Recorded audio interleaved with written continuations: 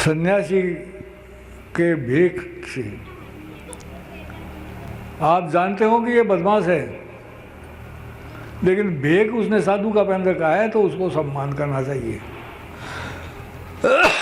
उसके भेक का भगवान भी सम्मान करता है। और ठाकर के बाद बाना है तो उसका सम्मान दुनिया अवश्य करेगी।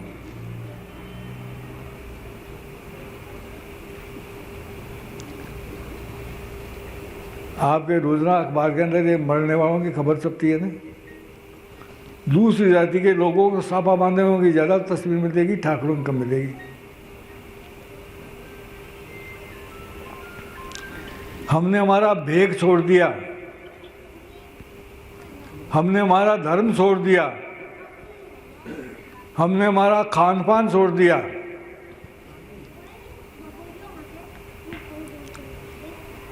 और हमने लोगों के साथ कैसा व्यवहार करना चाहिए ये समझ खो दी। एक शेड्यूल्ड कास्ट का डीआईजी था,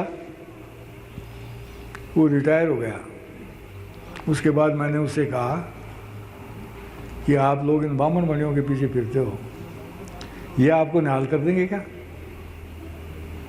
तो उसने कहा हम ठीक प्रकार से जानते हैं ये बामन मणि हमारा शोषण के अलावा कुछ नहीं कर सकते। ठाकर हमारा भला कर सकते हैं, लेकिन ठाकर तो मिनक की तरह से हमारे से बोलते ही नहीं। वो आपका आदर करेगा क्या? अरे मिनक की तरह तो बोलो उसको, और मिनक की तरह से बोलोगे तो वो आपको पूछेगा।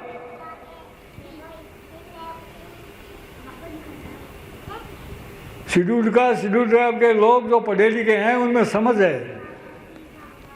एक आपके नागौर जिले में शेड्यूल्ड कास्ट का कलेक्टर था, उसने कहा मैं इस बात को नहीं मानता कि राजाओं जागीरदारों ने शोषण किया।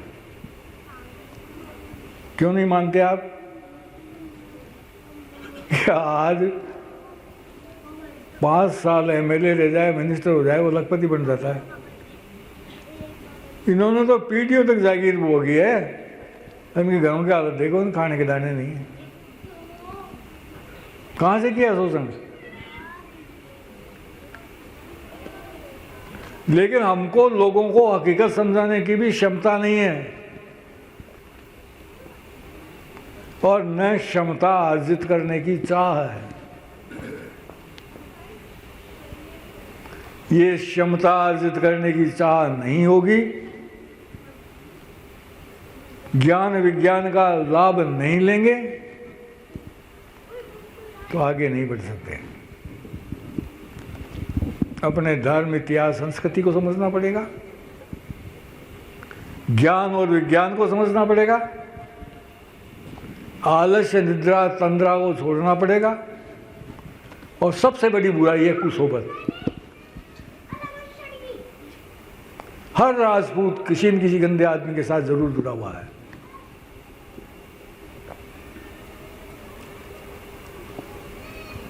एक संत थे हरिपुरी जी, वो यज्ञ करवाने के बाद उनके लखवा हो गया।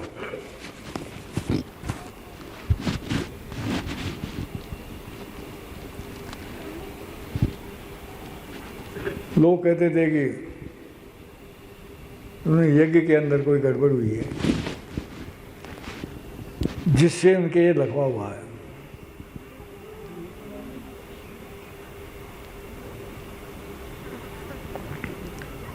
एक बड़ा तांत्रिक था, उसके चक्कर में हम फंस गए थे, समाज कल्याण के चक्कर में। उसको मैंने कहा वो संत है, चल के देख उसके कोई गड़बड़ हुई है क्या यज्ञ के अंदर। उसको ले गया मैं, वो गया, थोड़ी देर बैठा और वहाँ से चल के आया तो कुछ ऊल जलूल शब्द बोले उसने। ये तंत्र कितनी गंदी चीज है, इसको समझने की आवश्यकता है।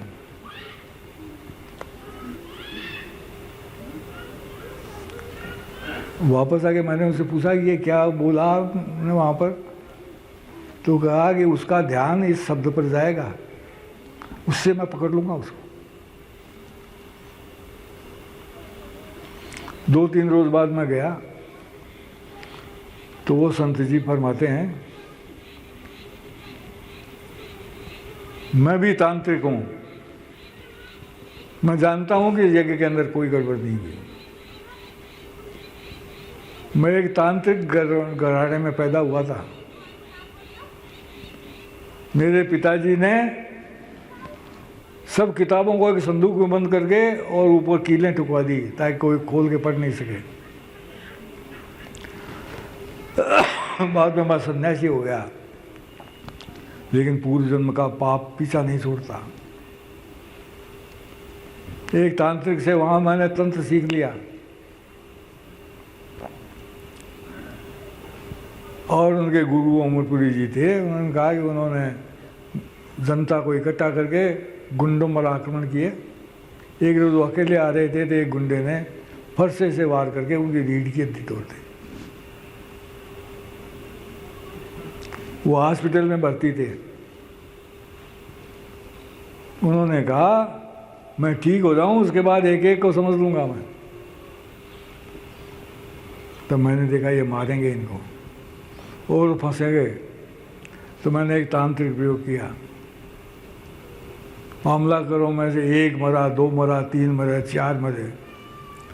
तो हनुमान जी ने आ करके कहा, अरे तू बामण है, यह तय मत कर। फिर भी मैं नहीं माना, तो 5वां आदमी था, वो भी मर गया।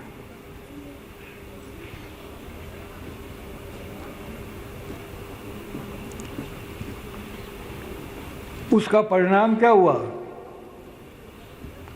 खोटी सवोत से तांत्रिक बन गया।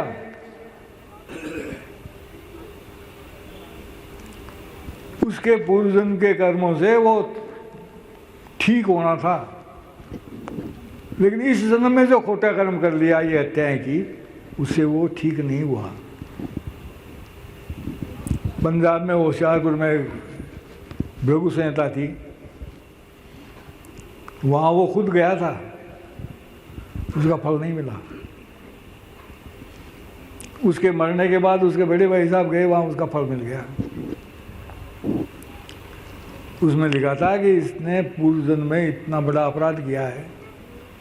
एक ब्राह्मण दंपति इसको भला आदमी समझ करके तीर्थ यात्रा पर गए थे, तो अपना जेवर और नकद रकम थी इसके पास रख गए।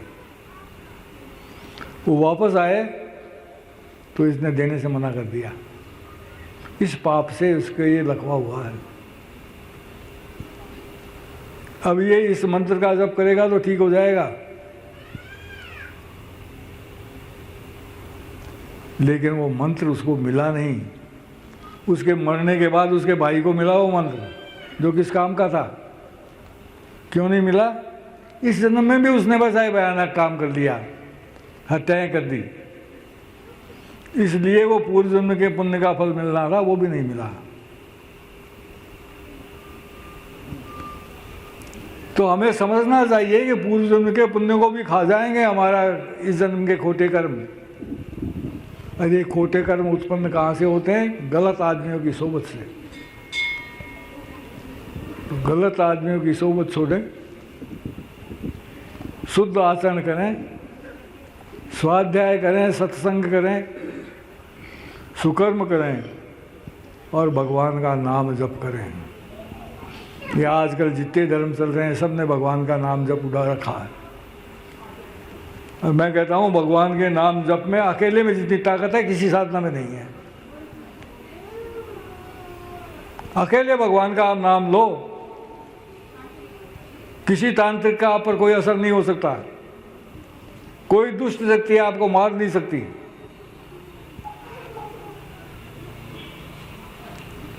लेकिन वो हमारे पाप हैं, वो हमको राम का नाम लेने नहीं देते। मेरे एक मित्र थे, वो एक परम संत के शिष्य थे। उन्होंने संत से कहा, महाराज मैं आपके पास आता हूँ तो कोई न कोई काम याद आ जाता है और वहाँ चला जाता हूँ, आपके पास नहीं आ पाता। संत ने कहा कोई जड़बो आवे से कहीं कि महाराज जड़बो तो कोई कौन सा दोंडे आबाद था पाप जलन से बेटा ने रोक दी से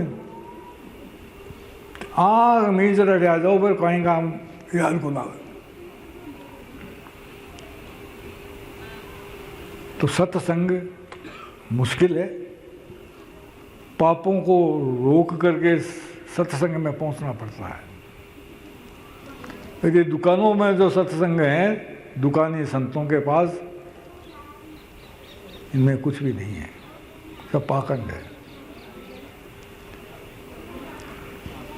जो वाकई संत हैं उनके दुकान है ही नहीं।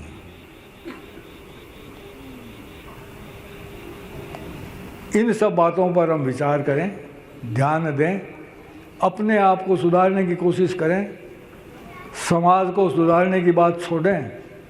हम सुधरेंगे तो समाज सुधरेगा, हम नहीं सुधरे तो समाज नहीं सुधरेगा।